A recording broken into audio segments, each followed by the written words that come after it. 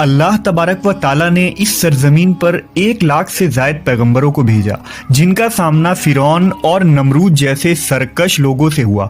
अल्लाह ने अपने सच्चे पैगंबरों को उन शैतान सिफत लोगों पर फतह नसीब फरमाई और ये साबित कर दिया कि अल्लाह रब्बुल इज़्ज़त हमेशा सच्चे लोगों का हामी और मददगार रहता है।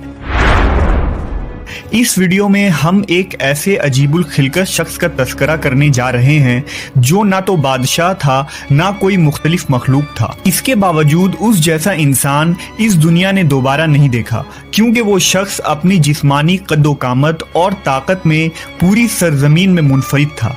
तारीख में उस शख्स को औज बिन अनक के नाम से जाना जाता है।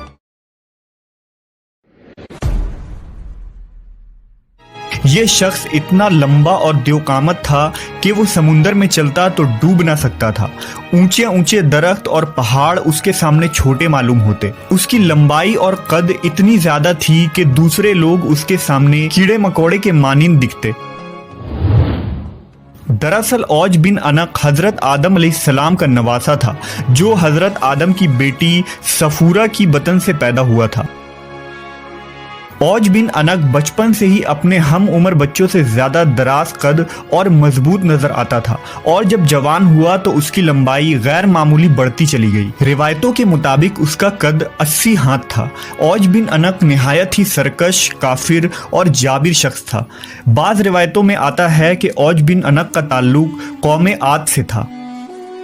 वो कौम आद पर अजाब के बाद बाकी बचने वाले लोगों में से एक था। चूंकि कौम आद जिस्मानी तौर से लंबे और देवहैकल लोग होते थे, इसलिए औज बिन अनक ने भी वैसी ही जिस्मानी बनावट पाई थी। हजरत इब्ने उमर फरमाया करते थे कि औज बिन अनक इस कदर दराज कद था कि वो समुंदर के नीचे हाथ डालकर मछली पकड़ लेता और उसे सूरज के करीब करके भून कर खाता था। जब प्यास लगती तो वो बादलों को अपनी लाठी से हाँकता और बादलों से ही पानी पी लेता था। कहते हैं कि हजरत नूह अलैहिस्सलाम के ज़माने में औज बिन अनक मौजूद था।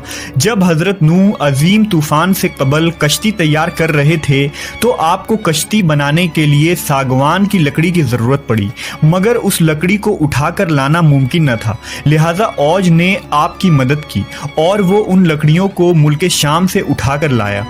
लिहाजा अल्लाह ने उसके इस अमल से खुश होकर उसे गर्क होने से निजात दे दी।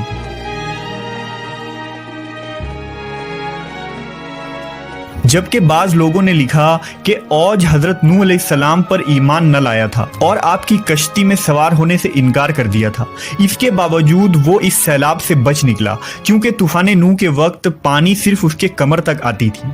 मगर बाज उलमा ने इस बात की सख्त तरदीद की है, क्योंकि कुरान की आयतों के मुताबिक तूफान नूह के बाद हजरत नूह की कश्ती में सवार होने वाले अहले ईमान के सिवा कोई शख्स भी जमीन पर बाकी न बचा था। इस मौजू पर इमाम सुयूती ने अल औज फी खबर औज नाम से एक रिसाला लिखा है, जिसमें उन्होंने औज बिन अनक की शख्सियत के मुतालिक बहुत कुछ तहरीर फरमाया है। रिवायतों के मुताबिक गैर मामूली कद्दो-कामत के साथ औज बिन अनक ने लंबी उम्र भी पाई थी। उसकी उम्र 3600 साल थी। वो हजरत आदम अलैहिस्सलाम के ज़माने से हजरत मूसा अलैहिस्सलाम के दौर तक जिंदा रहा और फिर हजरत मूसा अलैहिस्सलाम ने उस सरकश शख्स को कत्ल किया। वाक़या कुछ यूं है कि जब बनी इसराइल को फिरौनियों से निजात मिली और फिरौन दरियाए नील में गर्क हो गया तो अल्लाह ने हजरत मूसा से ये वादा किया कि शाम की मुकद्दस सरजमीन बनी इसराइल को दी जाएगी। उस वक्त वहाँ जालिम और जाबिर किनानी लोग आबाद थे। लिहाजा अल्लाह ने हुक्म दिया कि उन जाबिर लोगों से जंग करो और उन्हें वहाँ से निकाल बाहर कर दो। अल्लाह ने मूसा अलैहिस्सलाम के साथ फतह का वादा किया था। हजरत मूसा पर हुक्म नाजिल हुआ कि बनी इसराइल के 12 कबीलों से 12 अफराद को चुन लिया जाए और उन्हें सरदार मुंतखब किया जाए। लिहाजा हजरत मूसा ने 12 सरदारों को चुना और उनको लेकर किनान पहुँचे। आप अलैहिस्सलाम ने उन सरदारों को शाम की तरफ भेजा कि वहां जाकर उन जालिम हाकिमों की खबर लें और उन्हें दावत हक पहुंचाए कि ये मुकद्दस ज़मीन हमें अता की गई है, सो अब तुम लोग हमारी इताअत करो। अगर उन्होंने इनकार किया तो जंग से खबरदार करके आ जाओ। जब वो 12 सरदार शाम पहुंचे तो उस वक्त वहां का हाकिम औज बिन अनक था। जब वो सरदार औज से मिले तो उसकी कदो कामत और जिस्मानी बनावट को देखकर हैरत ज़दा रह गए। फिर उन्होंने उसे अल्लाह का पैगाम सुनाया। औज गजबनाक हो गया और उन सब को एक हाथ से पकड़ लिया और चाहा कि उन्हें मसल कर हलाक कर दे, मगर जब उसने उन सरदारों के चेहरों पर खौफ देखा तो उन्हें हकीर समझकर छोड़ दिया। जब वो सरदार अपनी कौम में वापस आए तो हज़रत मूसा अलैहिस्सलाम से वहाँ का हाल बयान किया और ये भी बताया कि वहाँ के फल भी बहुत बड़े बड़े हैं। अनार का सिर्फ एक दाना एक आदमी का पेट भरने के लिए काफ़ी है। इस पर हज़रत मूसा अलैहिस्सलाम ने उन तमाम सरदारों से कहा कि तुम कौम के पास मुल्क के शाम की खूबियाँ बयान करना और दुश्मन की ताकत व कुव्वत बयान न करना। लेकिन पैगम्बर खुदा के इस हुक्म पर सिर्फ 2 अफराद यानी हज़रत यूशा बिन नून और कालूद बिन कदादा ही कायम रह सके। बाकी तमाम सरदारों ने मुल्क शाम में बसने वाले अफराद की ताकत और कुव्वत का हाल कौम बनी इसराइल को सुना दिया, जिस पर बनी इसराइल ने चाहा कि वो जिहाद में ना जाएं। हज़रत मूसा अलैहिस्सलाम ने उन्हें समझाया कि ए लोगो, तुम मत घबराओ कि मेरे साथ अल्लाह ने वादा नुसरत फरमाया है कि मैं तुम्हें उन काफिरों पर फतह दूंगा। दूसरी तरफ बनी इसराइल ने हज़रत मूसा से कहा, ए मूसा, वहाँ बेशक एक ज़बरदस्त कौम है, हम वहाँ हरगिज़ नहीं जाएंगे यहाँ तक कि वो वहाँ से निकल जाएं। यूशा बिन नून और कालूद बिन कतादा ने भी अपनी कौम को तरगीब दी कि वो अल्लाह पर यकीन रखें और हमला करें। इस पर वो कहने लगे कि ए मूसा, तू और तेरा रब दोनों जाकर उनसे लड़ो, हम तो यहीं बैठे रहेंगे। बस अल्लाह ने कौम बनी इसराइल की इस नाफरमानी के सबब 40 साल तक मुल्क शाम की सरजमीन उन पर हराम कर दी और ये कौम जंगलों में फिरती रही।